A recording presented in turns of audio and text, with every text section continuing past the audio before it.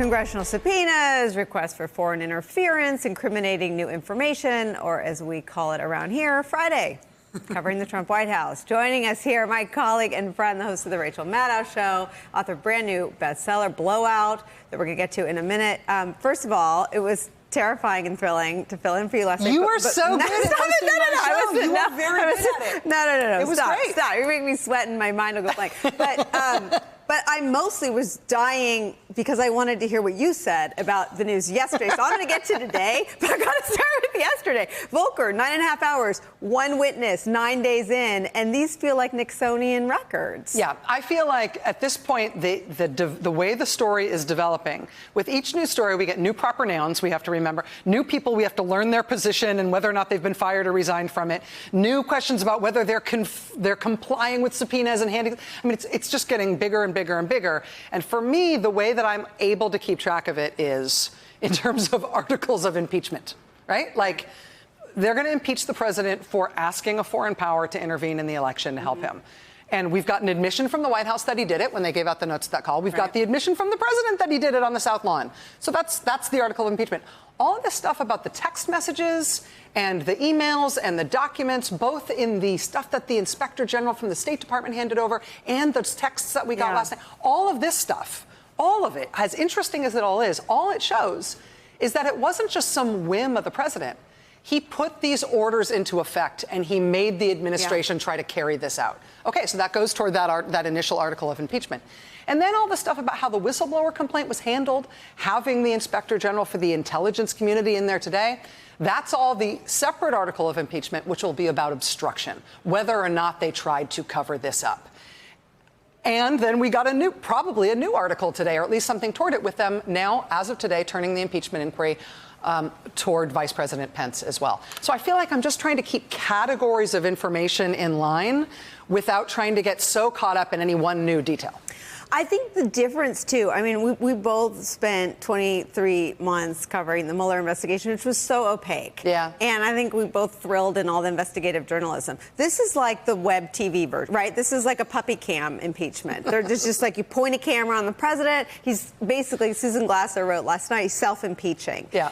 So the whistleblower came out, and before they finished figuring out how to smear and malign and threaten him, Trump had confessed to everything in it. Right. I mean, what do you make of the speed to which they're confessing and moving their own goalposts? Well, that's an interesting sort of public relations approach to this. I mean, initially, if you sort of make an analogy of this, like let's say the president, mowed somebody down in a crosswalk. Obviously, this is just a hypothetical for explanatory purposes. But if he did that, like first it was, no, I didn't. Right. And then it was, yeah, I did. And then it was, yeah, of course I did. And then it's, let's investigate the person I hit. Because I'm against people in the crosswalk. Exactly. And that person in the crosswalk is a bad person. Right. Also, I don't believe in crosswalks. Do you believe in crosswalks? And the Republicans are like, we've always been against crosswalks. I mean, it's like,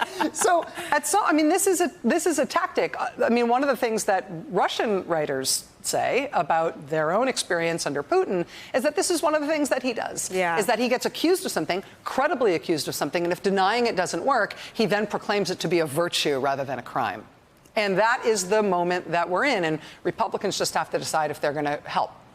Well, I mean, look, you and I became friends when we believed in a totally different set of policies, and that was the substance of political television and political debate. Yeah. The sides seem to have melted into something that looks like disinformation and truth-seeking.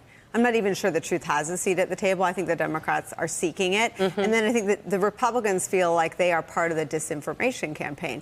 The story in the Wall Street Journal came out before we came on the air that Republican Senator Ron Johnson had also heard of a quid pro quo. A quid pro quo was what the diplomats who worked for Trump obviously believed they were trying to manage around. And the evidence that's emerging certainly supports a quid pro quo. Yeah. But I wonder if you think the Republican defense will go to all foreign policy is a quid pro quo. Yeah. I mean, is that how quickly they're changing the sort of... It's a good question. It's a good way to set it up. I mean, I think most important for us, the American people, in terms of thinking about what's gone wrong here and whether or not something ought to be punished here and how severe the punishment ought to be for the perpetrators, is that the quid pro quo doesn't really matter. It's an aggravating factor, but that's not it. Soliciting something from a foreign government to help you in your election campaign is an impeachable offense and is also a crime.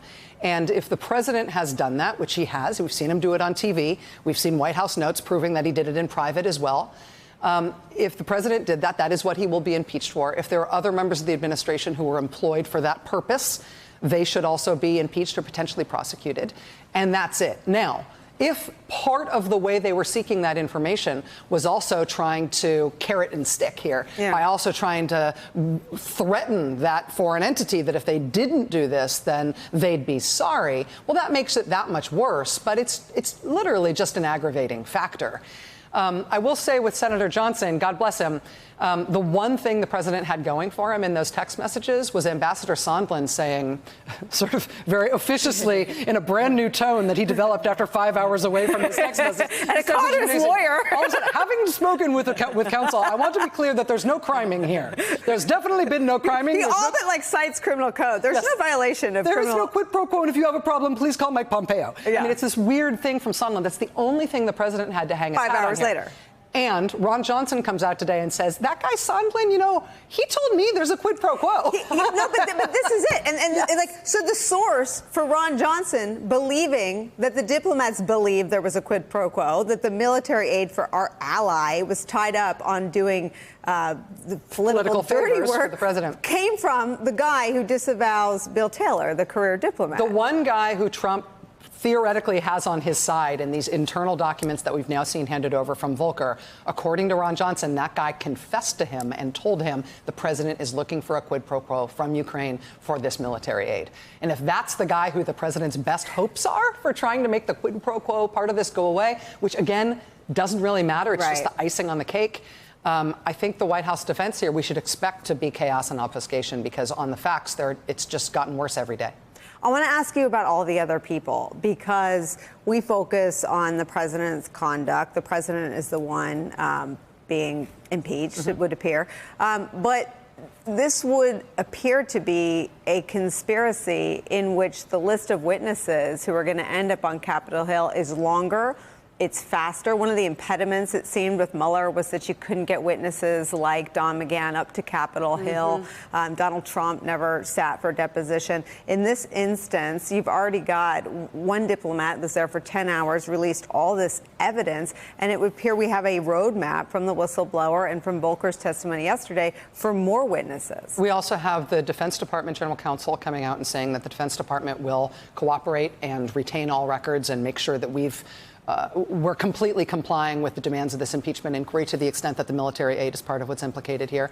Interestingly, Rick Perry, immediately before announcing, or at least it being reported that he's resigning, announced that the Department of Energy would also comply with this and they would retain their records. Rick Perry's own trip to Ukraine in the middle of all this will be part of what is interrogated. And I don't know if that's linked to the timing of his resignation, but that's all happening at once. I mean, there will be a lot of documents to review. There will be a lot of people to hear from. But again, that's going to be about who else gets in trouble besides the president. And that's going to be about additional articles of impeachment related to obstruction. Remember, in Watergate, it was like 40 people who were indicted or sentenced to prison. And not all of those people were burglars. And not all of those people worked in the Oval Office. But when it became White House and administration policy, not only to carry out that crime, but then to cover it up, it ended up involving a lot of people and ending all of those careers and putting some of those people in federal prison. And I would imagine a lot of those people, Mike Pence, Mike Pompeo, Volker, all have criminal defense attorneys. If they don't, they should. I mean, cabinet officials don't have the same immunity from prosecution that anybody else does. And it is one of the things we're going to be talking about on my show tonight is that it's arguable as to whether or not vice presidents do. The impeachment inquiry as of today is extended to Vice President Mike Pence. And that's a very important step, both politically and in terms of the fate of these guys. And his story seemed to fall apart last night. His people sort of putting out that he didn't know anything about the military aid. And then sort of Pence came out and, like Trump, confessed to the same kind of conduct. And it does not help Mike Pence that the White House, not Mike Pence's aides, but people who work for Donald Trump, are dumping as much of this on Mike Pence as they can. Of course, if we go down, you're coming down with us. You're coming down with us, or you're going down instead of us. Exactly. If they try to dump this on Pence, I mean, Katie barred the door in terms of what the White House war looks like inside.